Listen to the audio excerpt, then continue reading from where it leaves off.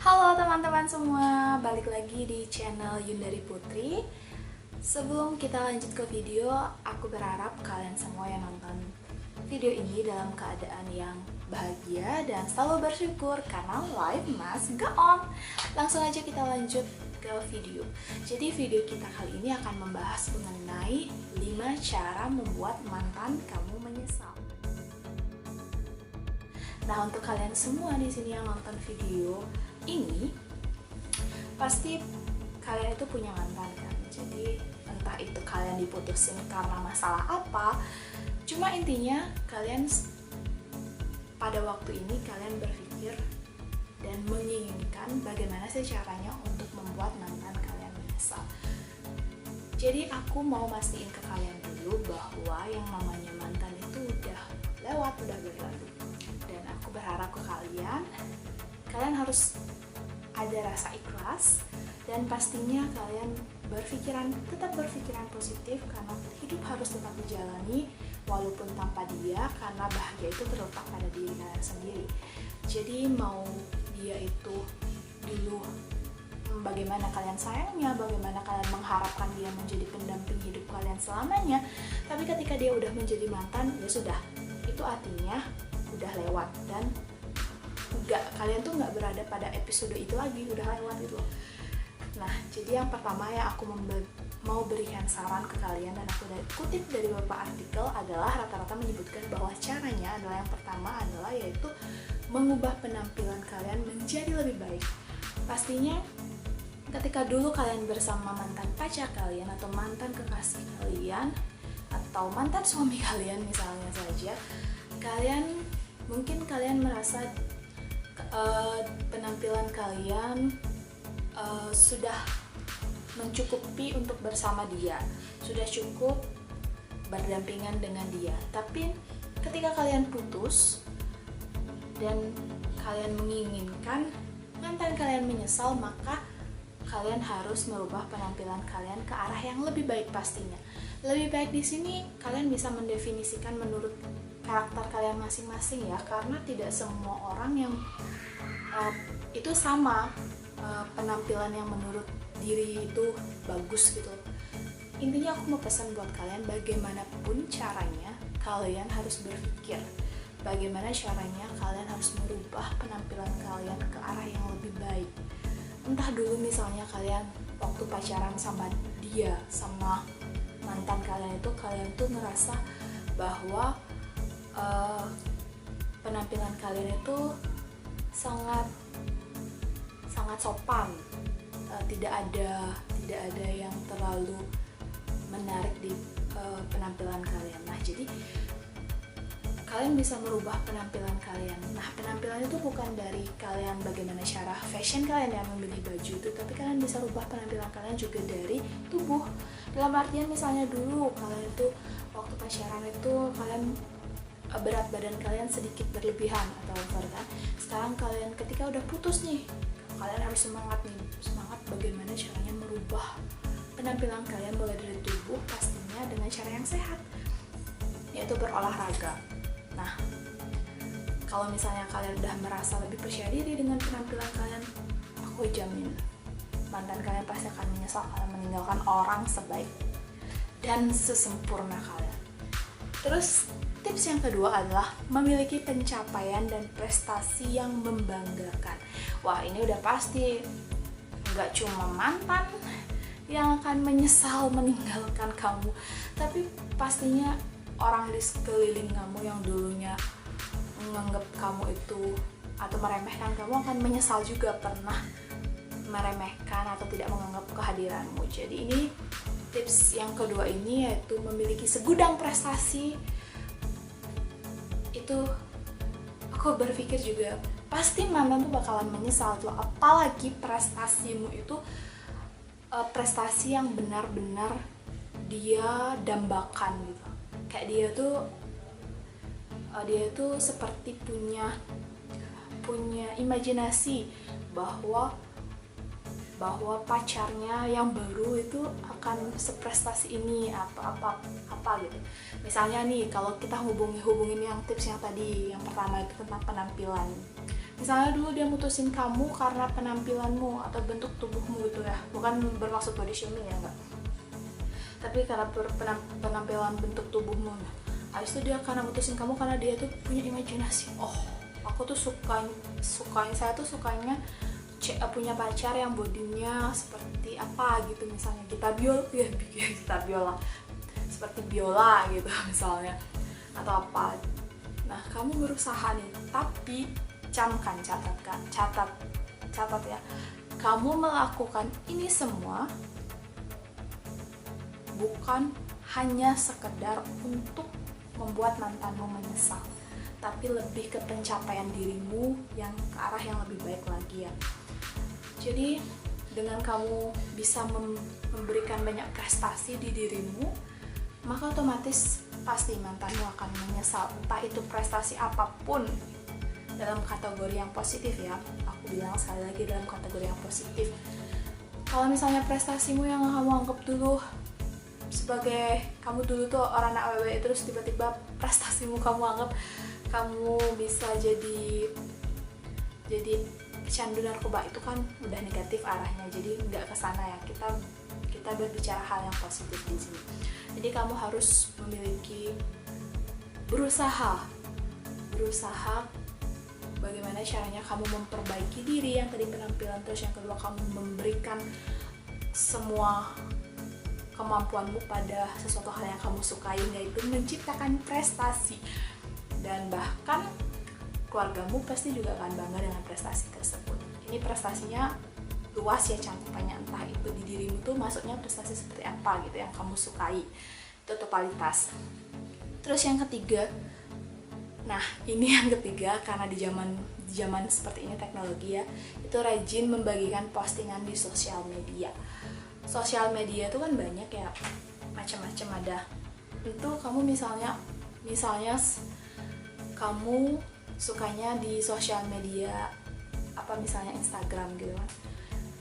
Nah, rajin aja tuh, tapi ngepostingnya itu jangan hal-hal yang berkaitan dengan galau atau sesuatu yang menggambarkan kondisi atau keadaan hidupmu lagi kacau, lagi nggak bahagia karena masalah atau karena putusnya dengan mantanmu. Itu jangan, aku bilang jangan. Yang harus kamu posting adalah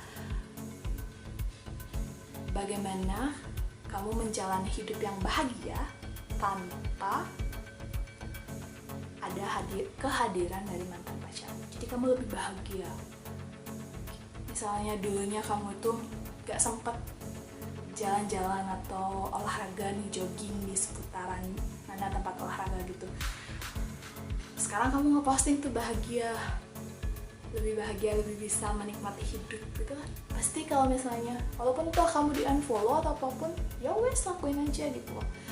Kamu posting aja, itu kan untuk orang yang ekstrovert ya misalnya. Tapi kalau orang introvert tuh, misalnya kamu gak suka posting gitu, posting wajah terutama ya seenggaknya kamu posting tulisan lah. Tapi ingat ya, tulisan itu benar-benar, kalau kadang orang tuh nganggapnya kita misalnya nih nulis I'm happy gitu, tanda tanya, ini orang happy beneran atau enggak gitu. Jadi masih bingung kalau buat orang yang introvert, nggak terlalu ya sih. Kamu posting aja lah, misalnya foto alam atau foto apa gitu, kamu posting terus bilang bagaimana kamu menghargai alam ini dan kamu lebih bahagia gitu kan, bisa. Itu langsung maknanya itu, oh orang ini lagi bahagia, lagi menikmati alam gitu. Nggak perlu kamu menunjukkan dirimu, misalnya itu misalnya bagi orang yang nggak terlalu suka ngekspos diri ya. Tapi untuk kamu yang orang yang ekstrovert atau suka juga mengekspos diri kamu, misalnya pas kamu jogging kamu bikin bilang aku lagi misalnya apa, jogging, lagi lari pagi nih, menikmati hidup, biar badan lebih sehat ke depannya gitu. Itu kalau aku sih yang lihat, misalnya aku punya mantan cowok kayak gitu, kok dia bahagia, aku pasti dia bahagia sih tanpa aku gitu ya. Jadi itu tips yang ketiga. Sekarang kita lanjut tips yang keempat. Tips yang keempat ini bisa kamu lakuin kalau misalnya kamu memang udah menemukan yang cocok, tapi bisa juga kamu skip ya. Jadi tips keempat ini adalah mencari pasangan baru yang lebih baik. Lebih baik di sini itu balik lagi tergantung maunya kamu lebih baiknya ke arah yang mana. Intinya lebih baik dari sebelumnya itu udah pasti harus ya lebih baik. Jangan malah kamu nyari pacar sekedar buat pamer-pamer atau gini, ujung-ujungnya sama lagi kamu punya mantan yang kayak gitu. Jadi di sini tips yang 4 itu aku ingatin lagi, ini bisa kamu lakuin kalau kamu udah siap, dirimu udah siap untuk menerima atau menjalani hubungan yang baru lagi. Misalnya kamu belum siap, ya udah bisa di skip ya. Jadi misalnya kamu udah siap nih, kamu misalnya udah menemukan pasangan yang menurut kamu lebih baik dan cocok dan bisa mengimbangi hidupmu, maksudnya bisa satu tujuan tapi tetap saling melengkapi gitu kan. Wes gila bahasanya seakan-akan paling happy ya. Ya pokoknya gitu ya. Jadi kamu bisa menemukan, bisa bertemu dengan pasangan yang lebih baik lagi sama dia. Pastinya mantanmu bakalan menyesal. Ya iyalah, apalagi kalau lebih dari fisik aja dilihat, misalnya lebih tinggi gitu, segitu aja itu pasti. Terus kamu posting nih, terus kamu happy nih pas postingnya, walah dilihat apalagi sama mantanmu, wah itu sih langsung membandingkan, langsung stalking mungkin mantanmu tentang pacar barumu. Jadi itu tips yang 4. Terus kita lanjut ke tips yang kelima adalah, ini bener-bener kamu tuh harus legowo ya bahasa Jawanya, dimana kamu menyapa dan tersenyum ketika bertemu dengan mantan pacarmu. Jadi di sini ketika tahap-tahap yang tadi ya, tips yang tadi, 1 merubah penampilan jadi yang lebih baik, terus yang kedua memiliki pencapaian prestasi, terus yang ketiga membagikan postingan di sosial media bahwa kamu benar-benar bahagia, terus yang keempat dimana kamu bisa menemukan pacar baru yang lebih baik dari mantanmu. Yang kelima adalah dimana kamu udah di tahap yang benar-benar lapang dada, udah yang kamu anggapnya oh itu udah masa lalu, udah sebagai pelajaran. Nah, di sini nih benar-benar kelihatan kamu udah 1 step lebih baik dari dirimu yang sebelumnya. Jadi ketika tadi 1, 2, 3, 4 itu masih egomu masih tinggi nih, masih berambisi gimana caranya biar mantanku menyesal itu memang buat menyesal, tapi kepuasan yang sebenarnya itu ketika kamu menerapkan tips yang nomor 5 ini yang aku tadi bilang adalah dimana kamu ketika bertemu dengan mantanmu itu kamu bisa sapa dan benar-benar tersenyum, dan yang terpenting adalah kamu ikhlas bahwa ketika masa itu kamu dan dia bukanlah jodoh. Entah itu nanti ya, nanti misalnya kamu masih ada waktu, maksudnya nanti itu kan misalnya emang gak cocok, nanti misalnya Tuhan gak tahu jalannya, kita gak tahu jodoh, masih kekayaan tuh kita gak tahu, itu di tangan Tuhan. Cuma nanti ketika kamu bertemu lagi sama dia, entah itu Tuhan menjalankan kamu harus berjodoh sama dia gitu kan, nggak tahu kita ya. Cuma pas masa itu kamu belum berjodoh hingga akhirnya menjadi mantan, dan kamu ketika bertemu setelah melewati proses itu yang tadi itu, kamu harusnya bisa mengikhlaskan dan ketika bertemu menyapa, apalagi tersenyum seperti ya nggak apa-apa itu, udah masa lalu, kita lupain yang buruk-buruknya antara kamu sama mantanmu, anggap itu sebagai pelajaran dan jadi gimana ya, jadi peringatan gitu ketika kamu mau menjalani hubungan lagi, sehingga nanti ketika kamu menjalani hubungan yang baru lagi, semua yang dulu yang misalnya memperburuk hubunganmu itu bisa kamu hindari ketika bersama pasangan yang baru.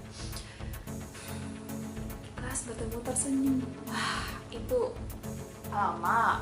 Kalau misalnya udah keempat yang tadi tips kamu terapin, terus udah kelima ketemu, udah kamu lebih baik penampilanmu, lebih sehat, lebih ceria, habis itu kamu punya banyak prestasi, pencapaian dalam hidupmu, terus kamu rajin bantu di up di sosial media tentang kehidupanmu yang benar-benar bahagia. Terus yang keempat, udah punya pasangan yang baru yang lebih baik menurut versi kamu dari mantanmu yang sebelumnya. Udah yang kelima, kamu udah ikhlas. Iya, nyesel banget dong mantanmu ninggalin kamu dulu. Itu udah kombinasi yang kompleks, senjata yang benar-benar ampuh bikin mantanmu menyesal. Jadi itu step-stepnya yang tadi, lakuin sesuai urutannya yang tadi ya. Lakuin sesuai urutannya tadi. Soalnya kalau kebalik-balik gitu, mungkin dari dirimu kalau benar-benar gini belum siap ya. Jadi kita harus pelan-pelan dulu dari diri sendiri, keyakinan diri sendiri dulu, perbaiki diri sendiri, habis itu prestasi dari diri sendiri, kemajuan dari diri sendiri, habis itu tentang kebahagiaan, karena biar mantanmu tahu gitu ya, karena harus di sosial media kan, biar disebarluaskan, biar dia tahu gitu kan. Nggak mungkin kamu chat nih di WhatsApp atau apapun gitu, aku lagi sini bahagia. Enggak, kan itu namanya kamu tuh cuma nutup-nutupin. Kalau misalnya kamu nggak langsung nih, dia scroll lihat, jadi itu bakalan lebih jelek momen sih. Terus udah gitu punya yang lebih baik menurut versi kamu, dan terakhir udah ikhlas, tersenyum dan happy gitu, bahagia kamu menjalani hidup walaupun enggak sama mantan kamu. Dan aku yakin pasti mantan kamu bakalan menyesal sesuai tujuan dari kamu yang pengennya mantan kamu menyesal. Tapi yang lebih penting adalah ketika udah mantanmu menyesal, kamu harus memaafkan, benar-benar memaafkan, benar-benar ikhlas biar nggak ada beban dalam diri sendiri itu. Oh ya udah selesai, kamu harus menjalani hidup. Dan itu aja sih yang bisa aku sampaikan ke kamu. Semoga jika kamu udah menerapin step-step yang aku bilang tadi, tujuanmu bisa tercapai dan hidupmu lebih bahagia lagi. Dan jangan nyimpen dendam karena udah selesai. Dendam tuh cuma beban-beban aja tuh, gak penting gitu loh, gak penting, tapi harus ada buat memotivasi. Tapi kalau udah, jangan, maksudnya harus ada tapi sekedar kita mikirin aja loh. Jangan sampai kita melakukan hal-hal yang merugikan diri kita sendiri nantinya.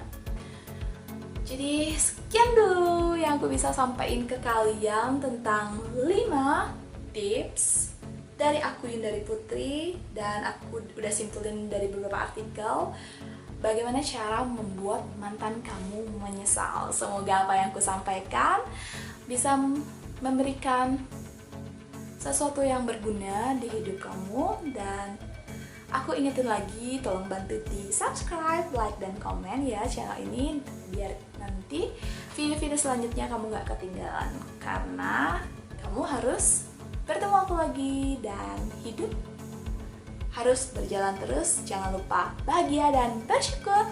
See you di next video. Bye-bye. Terima kasih.